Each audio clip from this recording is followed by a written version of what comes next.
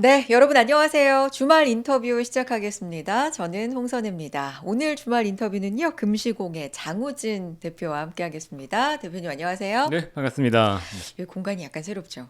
그러네요. 너무 멋있어요, 어, 근데. 근데 좀 아늑하기도 하면서, 그쵸? 우리가 기존에 얘기하던 거하고는 조금 편안하게 얘기할 수 있지 맞아요. 않을까. 일단 앞에 네, 테이블 자체가 없고 어, PC가 없는 게 마음에 듭니다.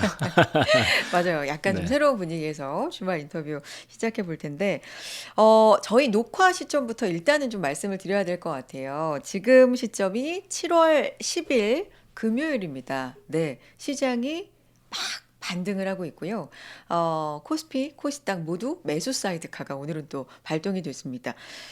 이번 주 내내, 뭐 이번 주 내내라고 하기에는 6월에도 뭐 그러긴 했지만 변동성이 진짜 엄청납니다. 오늘은 또 매수 사이드카예요. 그렇죠. 어떻게 봐야 돼요? 어, 강한 반등이 나올 만한 자리였다라고 아, 일단은 보고 있습니다. 네. 음, 그래서 시장에도 이제 좀 지금은 적어도 팔면 안 된다. 그리고 사실 분들은 어제 그제 좀 사셔도 된다라고 얘기를 들었었는데, 음, 근데 기본적으로 이제 이런 얘기를 좀 드려야 될 것 같아요. 막 뭐 어떤 분들은 넌 단타를 주장하냐, 뭐 단기로 사서 뭐 이렇게 얘기를 하냐라고 말씀하시는데 저는 장세 판단을 먼저 합니다.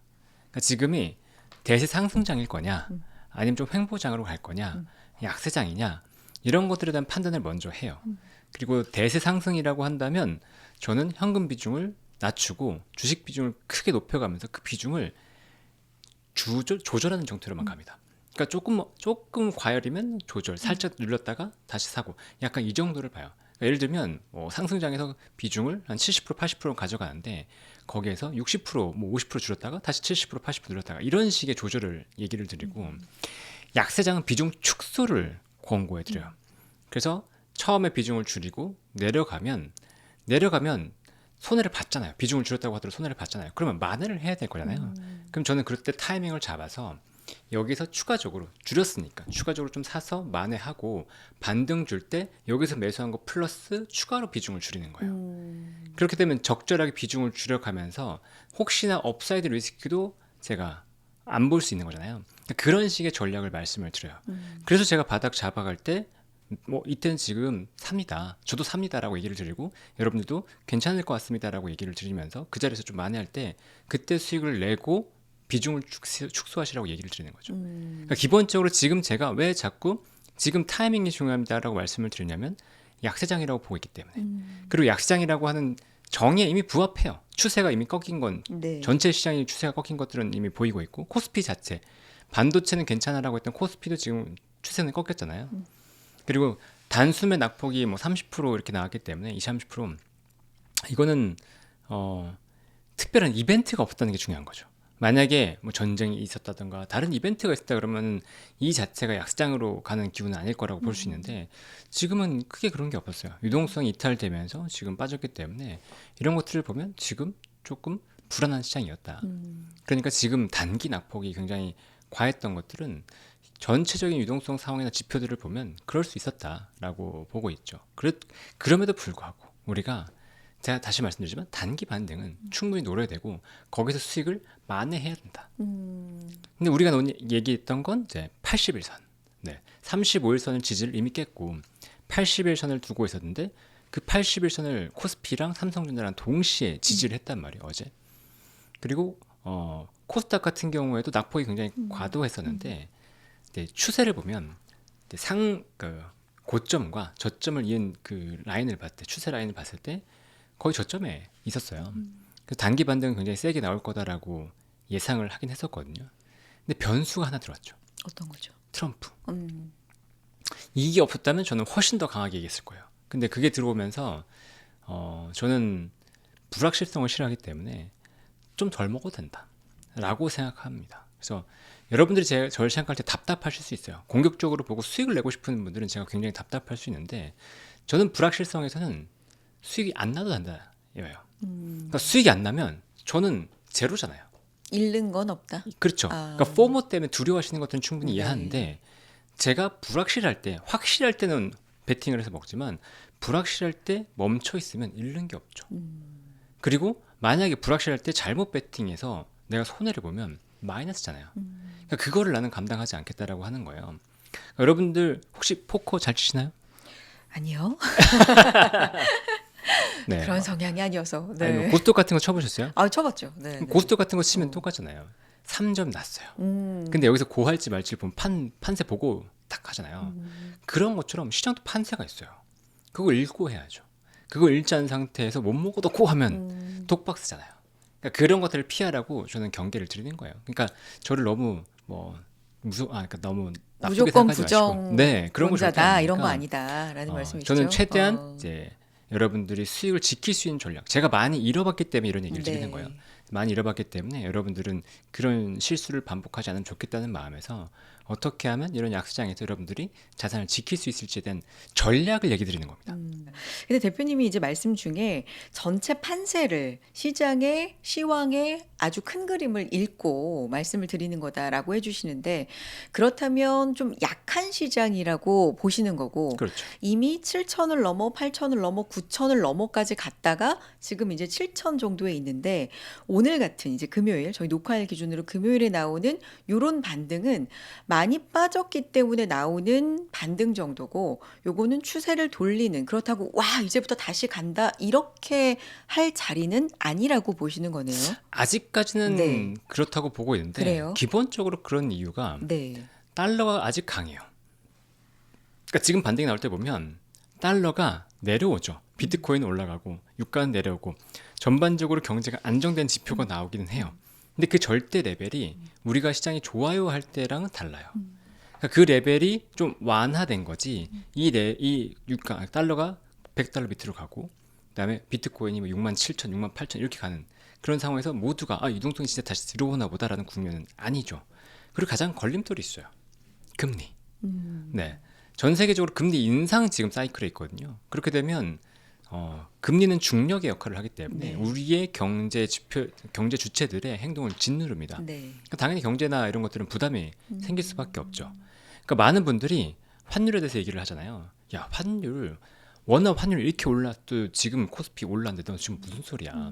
전혀 영향이 없어라고 생각하시는데 저는 분기점을 한번 얘기 들었어요. 분기점 어떻게 얘기 들었냐면 엔화 약세로 인한 원화 약세는 괜찮았습니다. 네. 근데 그 이후에 달러 강세로 인한 원화 약세는 이건 안 됩니다라고 이제 구분지었거든요. 네. 그리고 그 분기점 이후에 시장은 굉장히 흔들렸어요. 지금 보면 달러로의 굉장히 큰 자금 유입이 가고 있어요. 그러니까 반대로 생각하면 달러의 수요가 굉장히 강한 시장인 거죠. 근데 아직 재미있는 현상은 뭐냐면 달러 수합 금리는 낮아요. 그러니까 달러를 대출하고자 하는 금리는 낮아요. 이해되시죠? 대출은 할 수 있어. 네, 네. 근데 시중에서 내가 교환하려고 그러면 달러가 약간 품귀에 있어요. 근데 만약에 이 상황에서 달러를 대출하는 것까지도 어려웠잖아요.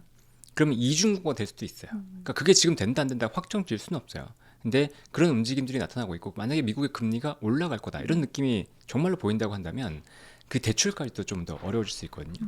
그러면 충격이 미국에서도 오겠죠. 지금 미국의 충격이 거의 없잖아요. 네, 거의 고점에 있고 그러니까 그런 분위기에 있다. 유동성들 미국으로 쭉 빨려간 상태에서 미국은 버티고 있는데 미국도 흔들린다면 글로벌 경기들이 이렇게 막 미국이 감기, 기침하면 다른 데들은 우리는 뭐 폐렴, 그렇죠. 몸살 이렇게 걸릴 수 있는 상황이다. 네. 그러니까 도망가시라는 게 아니고 지금 네. 그걸 공포에 빠지세요가 아니고 우리는 어떤 상황이 올 수 있습니다라는 시나리오를 해놓고 그거 기반으로 작전을 세워야 될 거잖아요. 네. 그 작전을 세우기 위한 시나리오를 저는 시장에서 읽고 여러분들 이건 준비해 두세요라고 얘기를 하는 겁니다.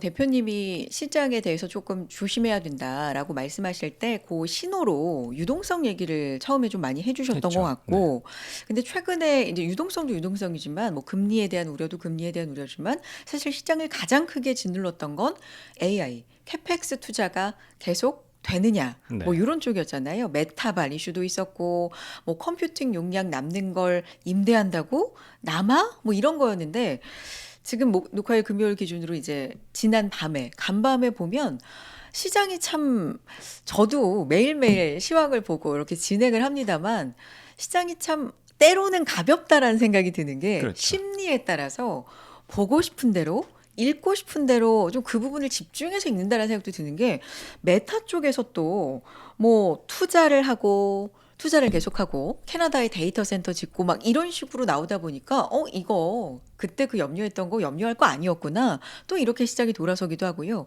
마이크론이 대규모로 또 투자한다? 이런 얘기도 나오고. 그러니까 하룻밤 사이에도 AI에 대해서 막 부정적이었다가 긍정적이었다가 왔다 갔다 거리거든요. 맞아요. 그러니까 이 중심을 어떻게 잡아야 될지 모르는 거는 근데 모르겠는 거예요. 기본적으로 네. 흔들린다는 것 자체가 두 가지인데 네. 전체 시장에 돈이 좀 부족하다는 걸 첫 번째로 보여주는 거죠. 아, 흔들린다는 것 자체가 시장이 유동성 부족의 그렇죠. 방증이다. 그렇죠. 네. 돈이 많고 계속 돈이 돌고 하면 시장에서 그렇게 공포감을 갖지는 않죠. 돈이 풀리고 사람들이 계속 투자할 수 있을 거니까 그런 기대감이 있을 텐데 어딘가 돈이 새고 있으니까 불안감을 느끼는 거예요. 돈이 부족한 게 느껴진다. 그게 기본적으로 달러 강세라는 형상으로 나타나고 있다라고 얘기를 했던 거고요. 두 번째는 많이 올랐어요 일단은. 네, 주가가 뭐 샌디스크 몇십 배 올랐잖아요. 키역시가 네, 네. 40배 올랐다고 하고. 그럼 그 상황에서 사람들 당연히 공포를 느낄 수밖에 없고 마진은 총 마진이 86%에 달한다고 얘기를 하고 있는데 마진이 언제 꺾일지 모르겠다라는 두려움은 당연히 있을 수 있는 거죠. 네, 그거는 누구나 그래요.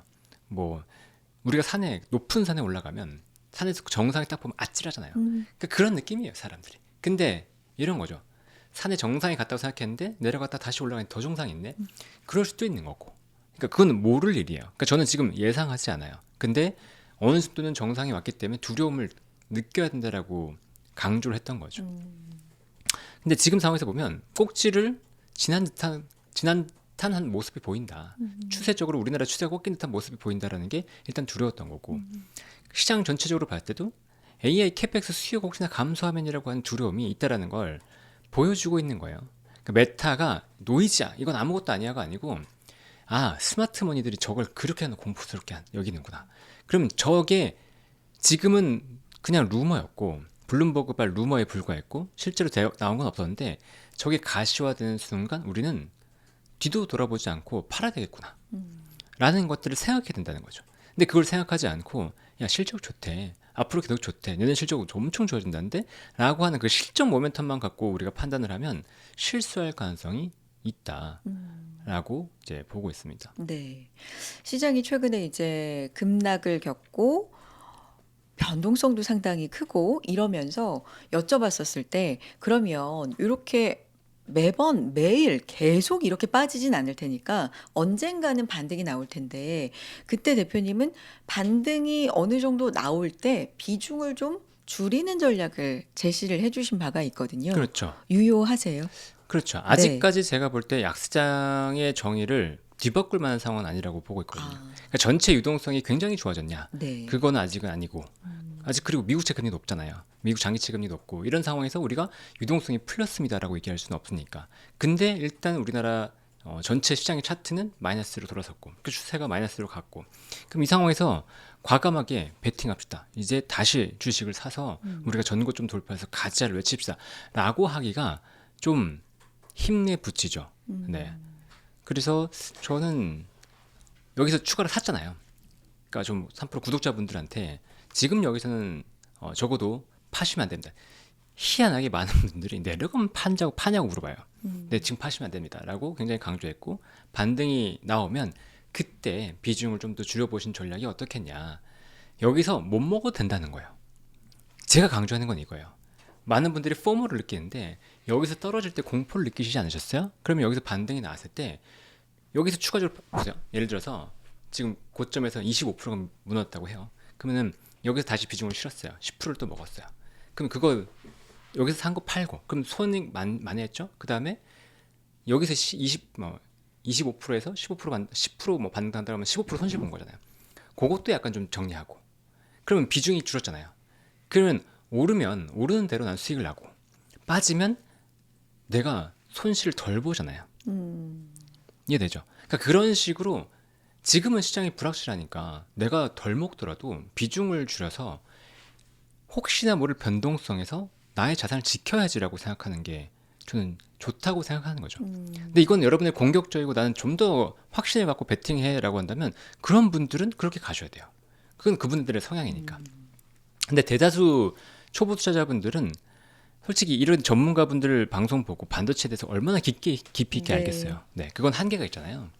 그렇다면 저는 리스크를 조절하시는 게 맞다. 근데 대표님 이거는 너무나 당연한 얘기지만 어떤 종목을 가지고 있느냐, 그걸 언제 들어갔느냐에 따라서 전략은 너무나 지금 다르죠. 달라질 수 네, 있는 맞아요. 상황이잖아요. 근데 다 다르겠지만 그냥 아주 쉽게 단순하게만 예를 들어보면, 예를 들면 전자닉스를 조금 그래도 여유 있는 가격에 약간은 일찍 들어가신 분들의 경우에는 이제 뭐 떨어지더라도 그래, 내 수익률이 좀 줄어들더라도 한번 갈 때까지 가보자. 아직은 버틸 여유가 있으니까. 뭐 이런 분들도 있을 수 있는 거고. 그렇죠. 근데 이런 분들 생각은 수익률이 줄어드는 걸 점점 보는 건 굉장히 좀 마음이 아프지만 내가 이걸 만약에 지금 팔면 내가 샀던 가격에 다시 들어갈 수 있을까? 라는 생각을 하실 수도 있을 것 같아요. 네. 근데 이제 전자닉스를 좀 높은 가격에 들어가신 분들은 또 생각이 다를 수 다르죠. 있겠죠. 다르죠. 또 한 번 예를 들어볼게요. 근데 전자닉스 외에 또 S7이라는 뭐 이런 것들 외에 주도주 외에 다른 것들은 지금 사실 5월 말 6월 초 대비해서 반토막 이상 나 있는 종목들이 너무나 너무 많거든요. 많죠. 네. 근데 이런 것들을 반등을 조금 준다고 요걸 비중을 줄인다? 이것도 좋은 전략일까라는 생각이 사실 드실 수 있을 것 같아서 맞아요. 어떨까요? 지금 반토막 이상 나고 굉장히 급락했다 그러면 네. 두 가지 생각을 해야죠. 그러니까 그것도 여러분들이 추가적인 손실이 만약에 뭐 여기서 3, 40% 정도 추가 마이너스가 난다고 해도 1, 2년 뒤에 내가 이거를 모르니까 1, 2년 뒤에라도 복구하고 거기서 플러스가 난다 그러면 버틸 수 있는지 그걸 스스로 자문해 보셔야 돼요. 그렇게 된다가 아니고 그런 상황까지 가정했을 때 나는 버틸 수 있는지 스스로를 점검해 보는 거예요. 그때 포모 안 느낄까? 내가 여기서 다른 종목으로 기회를 봤다 그러면 더 빠르게 수익을 만회할 수 있을 텐데 내가 여기서 버티고 있다가 손실을 나면 어떡하지? 근데 재밌는 건 사람들은 무언가를 갖고 있잖아요. 그럼 이 갖고 있는 걸 소중하게 여겨요. 맞아요. 심리적으로. 네, 네. 네. 그래서 물건을 팔 때 보면 이거 체험해 보세요라고 하잖아요. 그 이유가 내가 일단 체험을 해보면 이게 좋게 느껴지거든요. 내가 이걸 돌려줘요. 그럼 난 상실감을 느껴요. 그래서 체험해 보려고 하는 거예요. 별로 안 돌아가는 걸 아니까. 마찬가지로 주식도 내가 갖고 있는 걸 파는 건 굉장히 공포스럽습니다. 왜? 좋아 보이니까요. 이 내가 팔면 더 오를 것 같으니까요. 그런데 여러분들이 진짜 이 종목을 파서 내가 정말 잘 알아. 그러면 괜찮아요. 근데 누군가 얘기 듣고 샀다. 그리고 그냥 좋을 것 같아 샀다라고 한다면 비중을 줄여보는 것도 하나의 방법이죠. 그리고 저는 초보 투자자분들한테 얘기 드리고 싶은 게 저는 전문 투자자였음에도 불구하고 개별 종목 투자에서 굉장히 큰 실수를 많이 했어요. 그래서 느끼는 게 뭐냐면 개별 종목의 리스크는 줄이는 게 맞다라고 생각하거든요. 네. 특히나 코스닥이나 코스피의 중소형 종목들에서 물리면 답이 없어요. 시가총액 뭐 1조 미만에서 수익이 날 땐 진짜 극렬하게 나죠. 근데 그렇지 않을 경우에 손실도 굉장히 크니까 그런 종목에서 물리면 답이 없더라고요. 그래서 제가 느끼는 게 뭐냐면 이런 종목들은 그냥 ETF로 하는 게 맞다. 네. 특히나 초보 투자자분들은 종목 하나 좋은 거 딱 집어가지고 수익 내겠다는 생각을 버리고 시장 흐름을 보면서 ETF, 특히나 어떤 산업이 좋아 보이면 그 ETF로 가는 게 맞다. 근데 코스피 200 종목 같은 경우는 종목을 해도 괜찮죠. 근데 그게 아니라고 한다면 정말 주의하시는 게 필요하다라고 일단 먼저 얘기하고 싶어요. 네. 어떤 그러면 업종을 봐야 되는 건지는 뒤에서 기회가 또 되면 여쭤보고 싶고, 그러면 앞으로 어떻게 해야 되지? 이제 왜냐하면 금요일 요 기준으로 반등이 좀 나오는 시점이기 때문에 기다려 봐야 되나? 뭐 이런 생각을 할 때 최근에 가장 많이 하는 얘기가 이번 달 말에 있는 빅테크들, 특히나 하이퍼스케일러들의 실적이 진짜 중요하다. 그렇죠. 이런 얘기들을 정말 많이 많이 하잖아요. 했죠. 어떤 점을 좀 봐야 될까요? 그러니까 우리가 하이퍼스케일러들의 실적 발표할 때마다 굉장히 환호했어요. 네. 이전보다 더 올라가네? 음? 더 올라가네? 야, 묻고 떠블라고 계속 투자를 더 증설한대. 그러니까 모두가 환호하면서 야, 그럼 AI 캐펙스는 지는 해가 그러니까 무조건 가는 거야. 이거는 절대 질 수가 없어. 그러면 우리는 더 좋고 그렇죠. 거기서 돈이 계속 들어오고, 그렇죠. 네, 주문이 들어오고, 그렇죠. 네, 네. 근데 대형지역 같은 경우도 옛날에 우리는 지지 않는 해야라고 했지만 무너졌잖아요. 그러니까 모든 것들은 무너집니다. 네. 모든 것들은 그러니까 특히나 하드웨어 캐펙스 같은 경우에는 결국에는 그 끝을 보게 돼 있어요. 그 끝이 언제일지 모를 뿐이죠. 모두가 알고 있어요. 네. 근데 지금일지 아닐지에 대한 논란이 있을 뿐이에요. 근데 저는 지금 상황에서 전체적으로 시장 상황을 실적 갖고 보진 않는 거죠. 지금은 저는 오히려 기술적 지표만 보고 있어요. 뭐, 많은 사람들이 좋다 안 좋다라고 하는 평가 듣고 있고 저도 보고 있지만 거기에 심취해서 목표 주가 이런 것들에 흔들리지 않으려고 해요. 그러니까 그건 제 판단을 흐리니까. 저는 지금의 유동성이 훨씬 더 중요하다고 생각을 하고 있고 그 유동성이라고 하는 건 결국 스마트 머니들의 움직임이에요. 근데 유동성이 감소한다고 하더라도 스마트 머니들은 돈이 되는 곳으로 갑니다. 대표적으로 2022년에 방산주는 굉장히 좋았어요. 글로벌 시장이 그렇기 때문에. 그러면 지금 상황이 만약 정말로 좋다면 스마트 머니들이 움직여서 반도체가 좋았어야죠. 그렇죠? 못 갔잖아요. 못 간 이유가 뭘까를 우리는 고민해 봐야 돼요. 저게 잘못됐어가 아니고 시장에서 그 현상이 나타났다면 우리는 그걸 고민해 봐야 되는 거예요. 근데 그 고민의 끝에 다른 건 AI 캐펙스에 대한 우려들이 불거지고 있다. 그럼 그 결론은 우리가 뭐가 될 수 있죠? 빅테크의 실적에서 캐펙스가 어떻게 될지 보는 게 진짜 중요하구나. 근데 좀 의미가 있다고 봐야 되는 거? 아니면 우려가 된다고 봐야 되는 거? 우리가 이번 시장 빠질 때 메타가 굉장히 큰 기여를 했잖아요. 그러면 메타가 캐펙스를 어제 로이터발 기사로 메타가 내부 보고를 봤을 때 내년에 캐펙스를 7기가와트에서 14기가와트로 늘린대요. 그러면 반도체가 네. 반등이 세게 나와야 되죠. 아, 그렇죠? 근데 마이크론의 반등이 생각보다 세지 않아요. 물론 뭐 4% 이렇게 반등했지만 엄청 세지 않다는 거예요. 그러니까 상승하다가 좀 상승폭을 줄이거나 그렇죠. 뭐 이런 흐름. 네, 1000달러를 네. 돌파를 못했죠. 네. 왜 그럴까를 고민해봐야 된다는 거예요. 쟤네 틀렸어. 아유 멍청이들 이게 아니고 네. 그 글로벌 큰 스마트 머니들이 그렇게 공부를 하는 머니들이 왜 지금 움직이지 않을까를 좀 더 생각해 볼 필요가 있다는 거죠. 그거를 고민하고 그럼에도 불구하고 저 스마트 머니들도 지나치게 지금 긴장하고 너무 걱정을 했구나라고 판단한다면 그땐 들어가는 건데 그걸 판단할 수 있는 능력이 아니라면 대부분의 사람들은 그 판단 능력에서 떨어져 있잖아요. 저도 마찬가지고. 그러면 위험을 줄이는 게 맞겠죠. 그리고 빅테크 실적에 대해서 정말로 잘 나오면 그때 가서 더 들어가도 되죠. 빅테크가 정말로 캐펙스 늘리고 내년에도 정말 늘릴 거야라고 한다면 그때 가서 들어가도 늦지 않다. 그러니까 상승을 하는데 그 각도가 중요하다라는 말씀이신 거예요? 아니요. 그럼요? 가격. 가격. 네, 어. 가격이 3분기까지 또는 4분기까지는 조금 오르는데 네. 그 이후에 가격은 멈출 것 같다라고 하는 게 가격이 멈춘다. 그렇죠. 그 컨센서스가 내년 실적에 반영돼 있는 거예요. 네. 올해 영업이익 대비해서 내년 영업이익을 보면 거의 4분기 곱하기 4 정도거든요. 내년 영업이익 한번 전망치 한번 계산해 보세요. 네. 1, 2, 3분기 올라왔으니까 데이터가 올라왔으니까 내년 영업이익이 500억대라고 한다. 500조대라고 한다면 삼성전자 기준으로 해서 4분기 곱하기 4예요. 그 말은 뭐냐?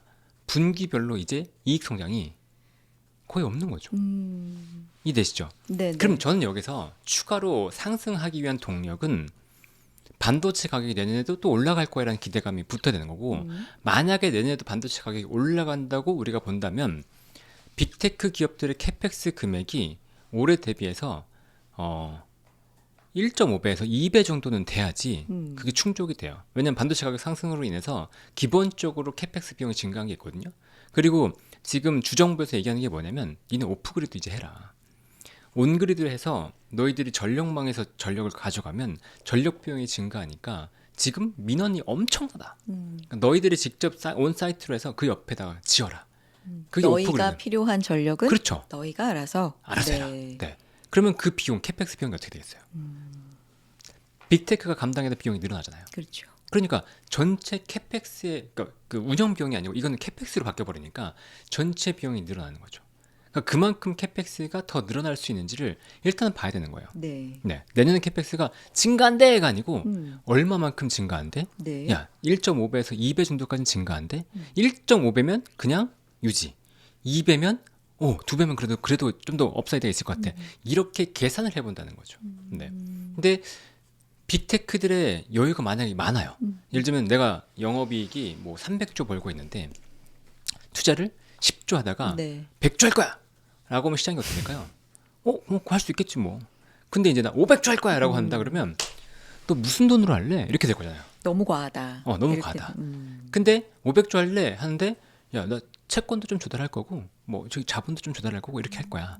라고 하면 시장에서 야, 괜찮아? 라고 할 수 있죠. 그런데 올해 지금 자본 조달 많이 하고 있잖아요. 채권 조달 많이 하고 있잖아요. 근데 채권의 문제점은 뭐냐면 유상증자가 아닌 채권의 문제점은 뭐냐면 쌓인다는 거예요. 그럼 지금 OCF 영업현금으로 돈을 못 벌고 있죠. 근데 내년에 캐펙스를 또 때려박으면서 엄청 2배를 늘려요. 그럼 채권 조달을 더 해야 될 거잖아요. 그럼 채권이 더 쌓이겠죠? 그러면 이 회사들의 이제는 신용 등급에 문제가 생기겠죠. 지나치게 부채를 늘려버리면. 그럼 시장에서 이 회사들의 평가가 그렇게 좋지는 않겠죠. 근데 저는 그걸 봤을 때 내년 이후에 2028년에도 진짜 이렇게 정말 무시무시한 캐펙스 증설을 할 수 있냐를 보면 모르겠다는 거예요. 저는 그게 보이거든요. 저는 그게 보인다기보다 저는 그렇게 느껴지거든요. 네. 그럼 글로벌 스마트 머니들도 당연히 2028년을 볼 거다. 네. 그러면 2028년에 반도체 캐펙스가 꺾일 수 있다는 것들은 우려가 당연히 있는 거죠. 근데 그거를 불식시키고 정말로 그럼에도 불구하고 더 간다 그러면 반도체가 업사이드가 나올 겁니다. 저는 그걸 완전 부정하지 않아요. 완전 하락론자도 아니고 그거 부정하지 않습니다. 근데 그걸 나오기 위한 전제 조건을 일단은 기술적으로 먼저 극복해야 된다. 왜? 스마트 머니들의 매수가 들어야 되는 거니까. 그러면 전고점을 돌파하는 게 굉장히 중요하다라고 보고 있고 그 이전에 35일선이라고 하는 게 지금 한 8,000에서 8,200 사이에 걸쳐 있어요. 그 라인을 먼저 돌파하는 게 중요한 거죠. 그 라인을 돌파하지 못하고 만약에 고꾸라지면 시장에서 심리는 더 급속하게 무너질 수도 있다라고 보는 겁니다. 캐펙스 투자를 많이 지속한다라는 거에 마냥 환호했던 시장이 좀 지나가고 이게 이제는 이익 대비해서 이렇게까지 캐펙스 투자를 하는 게 맞아? 라는 물음표가 계속해서 이제 들어오고 있죠. 쌓이다 보면 이 부분이 언젠가는 주가 면에서도 좀 부정적으로 작용할 만한 단초가 될 것이다. 뭐 이런 그렇죠. 얘기를 지금 그럴 하고 가능성이 계신 있다는 것 거죠. 같아요. 네. 네. 근데 그걸 넘어서서 계속해서 AI 랠리는 간다라는 어떤 증거는 전고점을 돌파하는 그런 어떤 힘이 나와야 된다. 그렇죠. 그걸 좀 확인하고 싶으신 그렇죠. 것 같네요. 네. 그걸 돌파하고 나서 우리가 진짜로 힘이 있나 보다. 그럼 스마트 머니들이 글로벌 머니들이 자금들이 이제 생각을 좀 바꾸나 보다. 그건 동일해야 돼요. 키옥시아도 그렇고 샌디스크 마이크론 전부 다 뭔가 저항선이 됐던 것들을 돌파하는 흐름이 나와야 됩니다. 그래야지 야 글로벌에서 진짜 다시 반도체 다시 보나 봐. 거기에 대한 흐름이 이제 우리가 약세로 봤던 것들이 이제 아닌가 봐라고 얘기할 수 있을 정도가 나와야 되는 거죠. 그 전제 조건이 하나 있어요. 그렇게 되기 뭐예요? 위한 전제 조건. 네. 뭐예요? 돈을 벌어야 돼요. 수익이. 누가 돈을 네. 벌어야 될까요? 누가? 누가? 네, 누가 돈을 벌어야 될까? 그들이. AI 업체들이 돈을 벌어야 돼요. AI 업체들이. 네. AI 업체들이 돈을 벌어야 그 업체들이 더 캐펙스를 할 수 있는 돈이 생기는 거잖아요. 그렇죠. 그렇죠. 근데 그 업체들 대표적으로 누구냐? 엔트로픽, 오픈AI, 구글, 메타였던 거예요. 근데 메타가 그런데 빠진다고 하니까 무서워하는 거죠 지금. 그리고 이미 그룹은 도망갔잖아요. 자기들 콜로서스 1, 2 이미 임대 주고 있잖아요. 도망갔어요 얘네들은. 메타까지 도망간다 그러면 수요자가 공급자로 바뀌는 거니까 수급이 바뀝니다. 그럼 이제 남은 1, 2, 3. 이 세 개 업체들은 정말로 캐펙스를 어디까지 가져갈 수 있지? 이 적자를 얼마까지 쟤네들은 감당할 수 있지? 심지어 구글을 제외한 엔트로픽이나 오픈AI는 야 얘들은 흑자도 잘 모르겠는데 오픈AI는 적자 엄청 날 거예요. 네. 근데 이거 계속 할 수 있나? 이런 두려움이 있죠. 당연히 있을 거잖아요. 그런데 대표님, 네. 거기가 두렵죠. 네. 그 시점이 언제가 올지 알지도 못하겠고, 모르죠. 그리고 만약에 온다면 굉장히 두렵죠. 생각만 그렇죠. 해도 와 얼마나 시장에 충격이 있을까 싶은데, 근데 어쨌든 그들끼리는 지금 경쟁 중이고, 그렇죠. 누군가는 패자가 있어야 되는, 그렇죠. 그렇죠? 게임을 계속해서 지금 만약에 하는 거라고 치면 그 과정에서 우리 같은 한국 같은 반도체 강국, 특히 메모리, HBM 이쪽 칩은 엄청나게 그 경쟁 과정에서 쓰여지겠구나라는 건 여전히 ING 아니에요? 그게 지금까지 왔잖아요. 그니까요. 지금까지 왔고 근데 계속 되는 거 아닐까요? 근데 거기서 불안한 징후가 나왔으니까 자금이 도망가겠죠. 무조건 좋다 그랬으면 왔을 텐데 그 징후 중에 제가 하나로 보는 건 치킨 게임이에요. 치킨 게임이 벌어졌다. 네. 예전에는 토큰 비용이 너무 비싸다라고 했었는데 이제는 토큰 비용이 비싸다는 걸 이 회사들도 인지하고 있어요. 가격을 낮추기 시작했죠. 메타가 이번에 새로 뮤즈 스파크가 나왔는데 뮤즈 스파크로 그 기업용 하는 거 토큰 비용이 기존 모델의 4분의 1이에요. 제일 싼 AI라고 소개하더라고요. 그렇죠. 네. 네. 오픈 AI도 엔트로픽 대비해서 저렴한 토큰 비용으로 강조하고 있어요. 네. 네. 이게 뭘까요? 지금 돈 버는 것보다 이겨내겠다, 이기겠다라는 거잖아요. 그럼 돈을 더 못 벌겠죠. 그리고 치킨 게임으로 들어가면서 전체 파이는 물론 전체 시장 자체는 커지겠지만 시장이 커지는 것과 그러니까 Q가 커지는 것과 다르게 P가 낮으니까 이게 매출이 증가하지 못하는 거죠. 손실은 더 커질 거예요. 그 문제들이 누적이 되는 누적이 되는 구조가 돌아가기 시작했다. 더 빠르게 치킨 게임에 들어갔기 때문에. 그러면 우리는 경쟁을 하니까 누구든 경쟁하면 이거 계속 갈 거야라고 할 거냐, 아니면 야 이제 혹시 무너질지도 모르겠는데, 치킨 게임을 하면 차가 이렇게 와서 부딪히잖아요. 네. 부딪힐 것처럼 하잖아요. 네. 이 정도 했을 때는 안 돼도 되죠. 네. 네. 근데 야 이제 많이 온 것 같은데, 그러면 이제는 누군가 아웃해야 되는 거 아니야라는 그런 생각을 가질 법도 한 구간이죠. 네, 알겠습니다. 또 하나 이슈가 이제 하이닉스 ADR 상장이에요.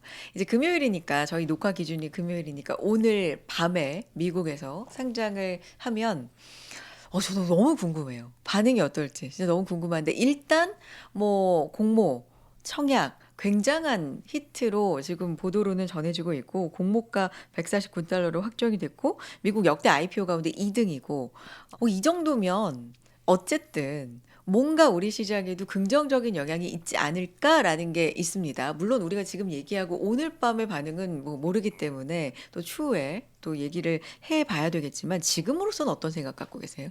어제 오늘의 분위기가 굉장히 재밌어요. 네.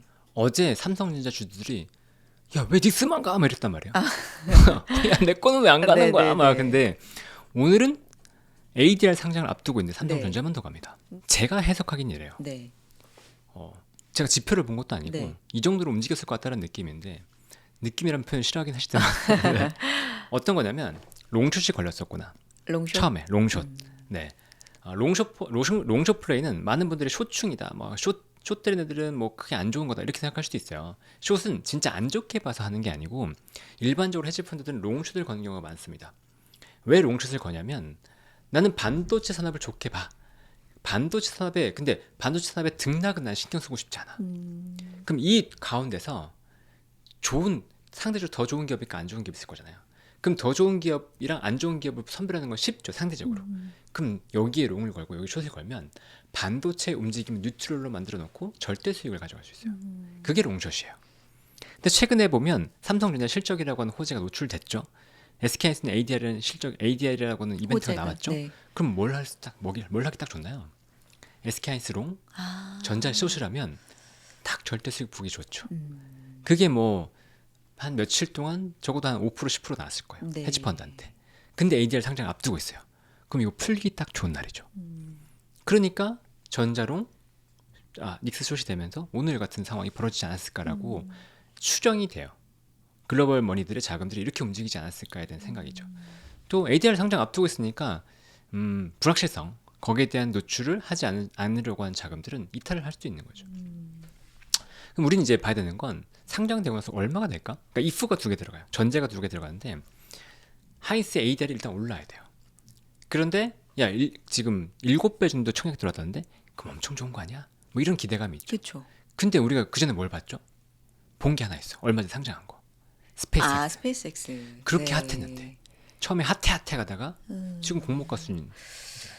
그러니까 그런 것들은 두려움이 있다면 네. 스페이스X를 봤기 때문에 핫한 다음에 내려올 건지 아니면 전체 시장에서 마이크론 따라서 그냥 갈 건지는 봐야죠. 그럼 정말로 몰려서 올라간다. 그게 전제 하나. 그 다음 두 번째 전제. ADR과 본주의 괴률이 굉장히 좁혀질 수 있다. 이 2개 전제가 맞아야지 삼성 하이닉스의 주가가 가겠죠. 그럼 이 2개 전제가 무조건 된다라고 보기보다는 올랐으니까 비중 좀 줄이고 가지 뭐라는 수요가 충분히 나올 수 있었다라고 생각합니다. 저도 너무 궁금해요. 네, 일어나지 않은 일이니까 그렇죠. 진짜 일어나지 너무 않았으니까. 궁금하고, 우리가 전제로만 얘기를 하는데 스페이스X 말씀해 주셨으니까. 근데 이제 우주 산업이라는 어떻게 보면은 아직은 무르익은 산업이라고는 할 수는 없는 초창기, 그리고 아직 갈 길이 좀 더 많은 그런 산업의 대표적인 어떤 기업, 그리고 경쟁자도 사실 그렇게 크게 많지는 않잖아요. 그렇죠. 네. 그런 기업과, 이거는 지금 거의 전 세계에서 하이닉스가 차지하는 AI, 칩, 메모리, 반도체 이쪽에서의 좀 상징적인 의미 뭐 이렇게 있기 때문에 이 2개를 단순히 비교하기에는 조금 어렵지 않을까라는 생각도 그렇죠. 들어서. 네, 신규 상장에 네. 대한 부분이니까 그냥 그렇죠. 그 정도만 보면 되는데 네. 개인적으로 만약에 홍익환님 저한테 네네. 10년 뒤에 봤을 때 스페이스X 주가가 지금보다 높을 가능성과 SK하이닉스 주가가 높을 가능성을 물어보신다 그러면 어, 저는 스페이스X가 높을 가능성이 훨씬 높다라고 생각을 해요. 10년 뒤에는. 그렇죠. 네. 확실한 미래다. 스페이스X의 비즈니스가 커갈 건 거의 확실한 미래다라고 생각을 하거든요. 근데 SK하이닉스의 반도체가 여기서 확실하게 커갈 미래다라고 보기에는 반도체의 수요, Q, 물량이 증가할 가능성은 굉장히 높죠. 그건 이견이 없습니다. 근데 가격이 무조건 버텨주어서 마진이 80%, 70%, 80% 계속 유지할 거다라고 보는 건 저는 그렇게 동의하지 않아요. 아, 네. 그래서 저는 오히려 미래 가치를 보면 스페이스X가 더 버틸 수 있다라고 생각을 하거든요. 지금 하이닉스에 대해서 지금 실적이 나오니까 좋지, 싸지라고 생각할 수도 있지만 저는 지금 이 하이닉스에 대해서 생각보다 굉장히 많은 미래 가치를 반영해야 된다라고 주장하고 있다고 봐요. 어떤 얘기세요? 그 미리 당겨서? 당기는 게 아니고 네. 지금 이 회사가 네. PR이 높아져야 됩니다라고 주장하는 건 아, 이 회사의 미래 이익이 향후 10년 동안 훼손이 없을 거고요. 물량 증가 때문에 오히려 좋아질 겁니다라는 걸 가정하고 들어간다는 거예요. 아, 너무나 낙관적으로 미래를. 그렇죠. 네. 네. 그렇게 가정해야지 지금 PR을 2배 올려도 됩니다. 6배가 아니고요. 이 회사는 지금 12배 가도 됩니다. 만약에 제가 미래를 볼 수 있어서 이 회사가 정말 10년 동안 마진율이 70% 80% 간다. 저는 뭐 뒤도 돌아보지 않고 여기서 제 재산을 다 몰빵할 겁니다. 근데 그런 것들을 일단 우리가 모르잖아요. 네.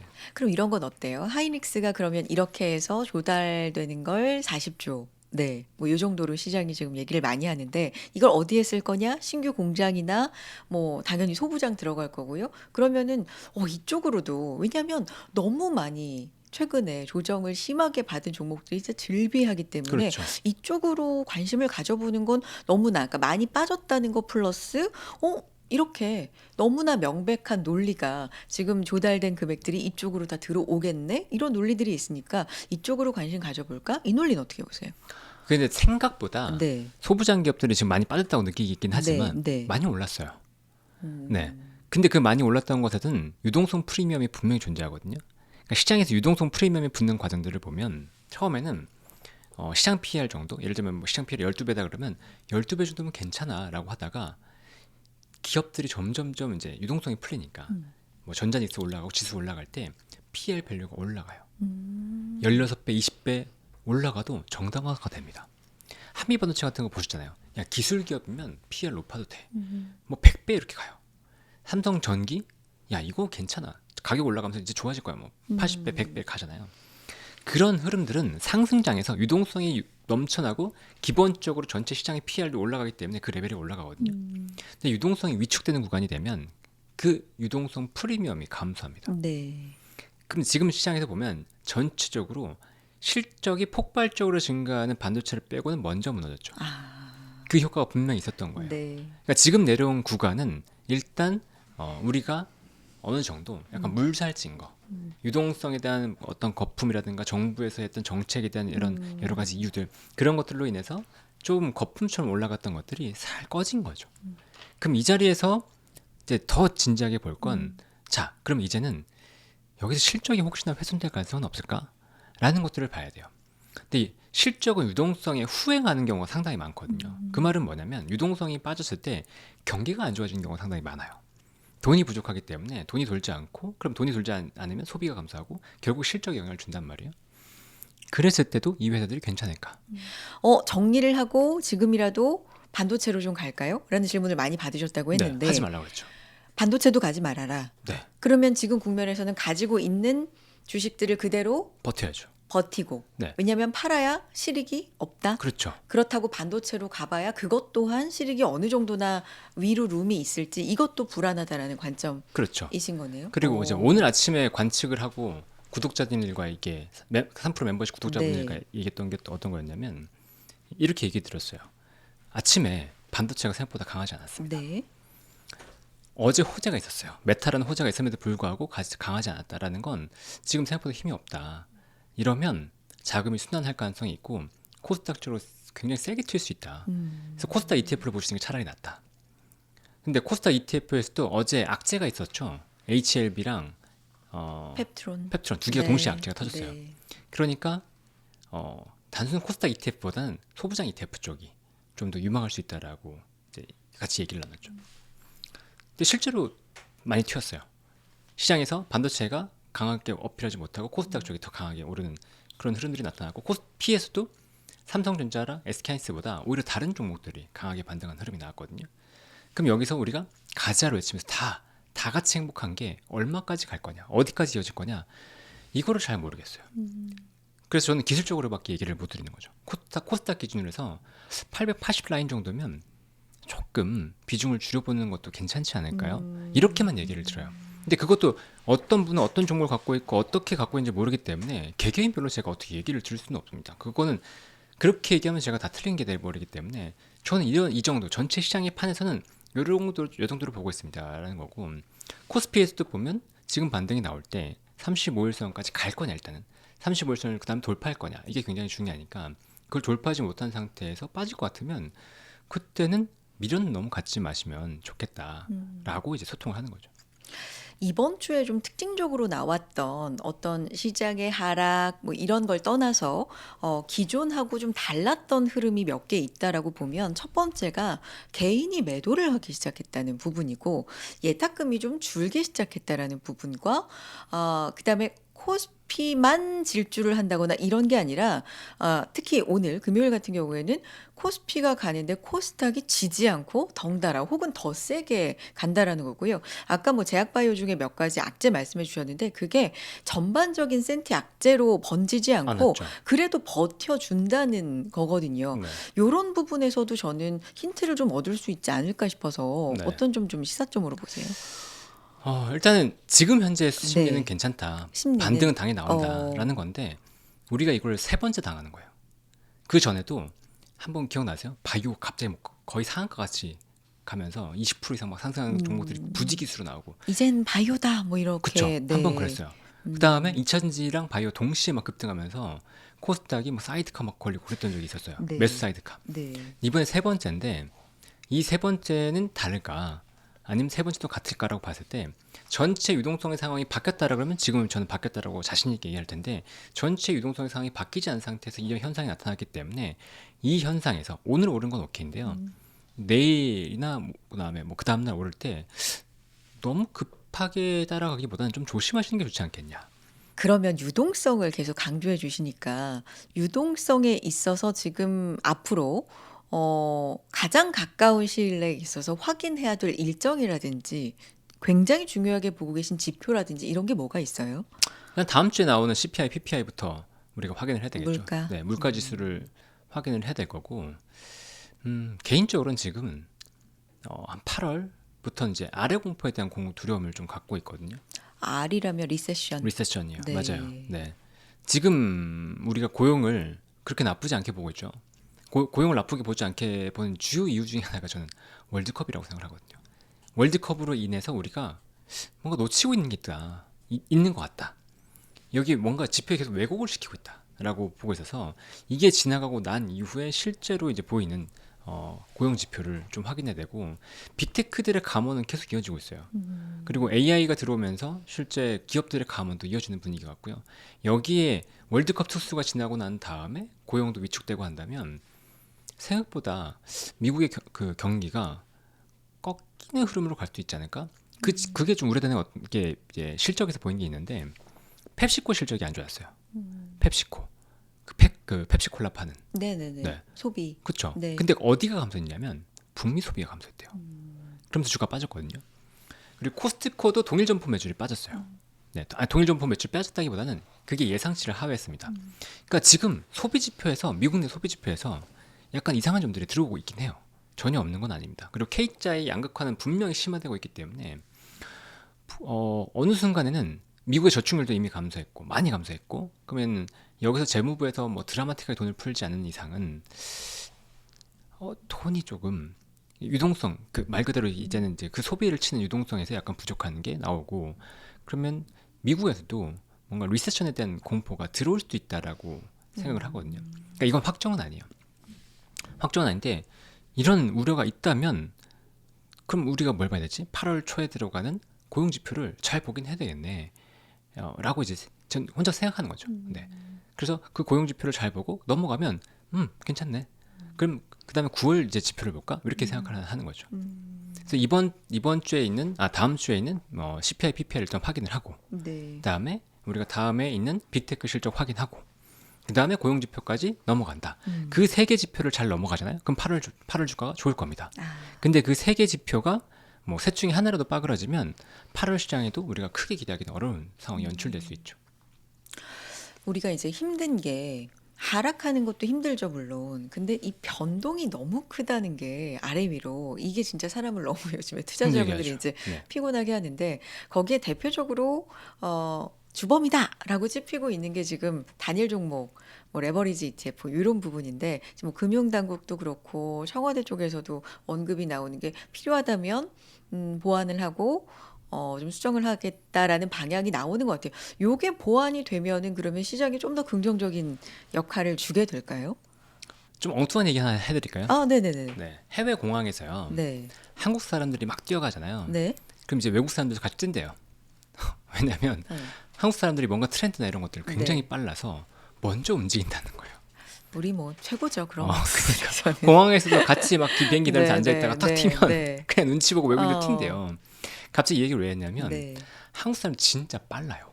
네, 눈치도 빨리 보고 변화에 진짜 민감합니다. 네. 네, 그래서 지금 그 얘기 나오자마자 코스닥이 꿈틀거리는 거예요. 오늘 오른 거 저 이 영향이 있다고 봐요. 아, 그래요. 네, 레버리지 ETF 규제한다 그러면 야, 그럼 이제 코스닥 아니야? 다들 얘기했거든요. 코스닥에서 외국 개인들이 순매도가 나오니까 이제 순매도가 나오고 ETF로 가버리니까 코스닥이 죽어버렸다. 코스닥의 수급이 돌아오는 거 아니야? 아, 그러면서 튀는 거죠, 이제. 네. 네, 바로 튀는 거죠. 그러면 정책이 나왔을 때 오히려 그 다음에 갈 거냐라고 보면 이것도 애매할 수도 있겠는데 라는 생각이 먼저 들고요. 먼저 움직여, 네. 진짜 먼저 움직임 너무 강해요. 음. 그래서 사전에 움직이고 세론도 전 세계에서 아마 가장 셀 것 같은 나라 같습니다. 우리나라가 그런 느낌이라서 이 정책 얘기가 나오는 것만 해도 긍정적인 요인은 분명히 있어요. 네, 그리고 레버리지 ETF의 문제점에 대해서 정부가 인지한다는 것 자체도 긍정적인데 정부한테 정부 관계자들한테 살짝 이제 부탁드리고 싶은 건 너무 급하게만 하지 말아달라. 네. 네, 이게 어떤 이걸 잡기 위해서 하나를 네. 잡기 위해서 정책을 펼치면 네. 그 부작용이 너무 커질 수 있잖아요. 네. 그러니까 중국에서도 보면 쌀 잡아먹는 참새를 죽여야 된다라고 했다가 메뚜기 떼가 창궐해서 오히려 농사를 망친 경우가 있기 때문에 특정 하나만 보고 정책을 하시지 말고 네. 조금만 더 이게 간담회 같은 것도 하고 속도 조절을 해주셨으면 좋겠습니다. 물론 급하지만 네. 그럼에도 불구하고 그럴수록 돌다리를 좀 두들겨 가시고 정책을 해주셨으면 좋겠습니다. 당부의 말씀까지. 오늘 진짜 마지막 질문 드릴게요. 그 대표님께서 이제 몇 달간 신중해야 된다, 좀 조심해야 되는 구간이다라고 이야기를 해주시면서 사실 그 안에 논리나 뭐 여러 가지 이제 말씀을 해주시면서도 좀 외로우셨을 것 같다는 생각도 솔직히 네. 들기는 해요. 네. 그래서 지금도 사실은 오늘 이제 대담을 하다 보니까 여전히 조금은 조심해야 될 구간, 신중해야 될 구간으로 말씀을 해주시니까 요거를 구체적인 방법을 마지막으로 정리를 해주시면 참 좋을 것 같다는 생각이 들거든요. 예를 들면 신중하자라고 하는 게 지금 구간을 다 팔자라는 건지 아니면 뭐 주도주에 있어서 비중을 줄이자는 건지 아니면 뭐 소외주에 있어서 뭐 어떻게 하자는 건지 이런 좀 아주 구체적인 이런 것들을 한번 제시를 해주시면 조금 더 명확하지 않을까 싶어서요. 마지막 질문으로 드릴게요. 제가 네. 확신을 한다고 하지는 계속 네, 않고 네. 있다고 말씀드렸잖아요. 그 말은 뭐냐면 비중을 조절하시라는 거예요. 아, 네, 현금 비중을 조절하는 게 가장 최선이죠.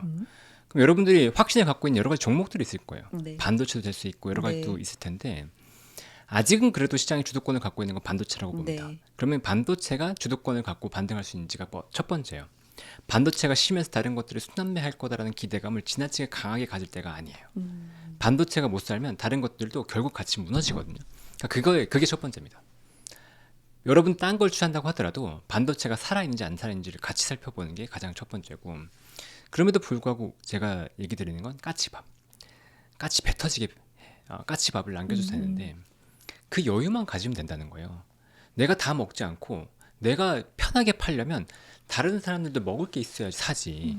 그런 생각만 가지면 여러분들이 크게 실수하지 않는 거죠. 내가 100% 들고 어떻게든 끝까지 먹어야지가 아니고 불확실성이 들어왔다고? 그럼 내가 30% 줄여볼까? 40% 줄여볼까? 그건 여러분들의 이제 욕심에 따라 다른 거죠. 비중을 줄여놓고 대하셨다면 지금 이제 상황에서 또 불확실성이 있었습니다라고 했을 때 여러분들 비중을 줄여놓고 생각했다면 훨씬 대응이 편했을 거란 말이에요. 그리고 신기한 게 뭔지 아세요? 사람이 10%라도 아니면 단 한 주라도 그걸 딱 팔잖아요. 그 순간 냉정해집니다. 내가 다 홀드하고 있을 때는 말씀드렸잖아요. 내가 갖고 있으면 이게 최고인 것 같고 이게 없으면 큰일 날 것 같고 네. 근데 한 주를 팔아보는 순간 좀 더 객관적이 돼요. 진짜 신기해요. 왜냐면 그 가격 자체를 이 가격에 팔았기 때문에 한 주지만 이거보다 밑에 내려가길 바라게 네네. 되거든요. 아. 네, 요거 밑에 사고 싶으니까. 네네. 그러면 이거를 어떻게 보겠어요? 홀드하는 입장이 아니고 신규 매입자 입장으로 또 고민해 보겠죠. 네. 그 생각의 전환을 한번 느껴보시면 좋겠어요. 네. 네. 알겠습니다. 어떤 의미인지 잘 알아들었고요. 오늘은 여기까지 좀 함께 해야 될 것 같네요. 두 가지, 네, 기억해 둘게요. 까치밥. 네. 네. 그리고 반도체가 일단은 좀 꺾이는지, 강세가 좀 어떻게 되는지 이 부분을 주시해 봐야 된다라는 말씀. 금시공의 장우진 대표님의 말씀 들어봤습니다. 고맙습니다. 네, 감사합니다.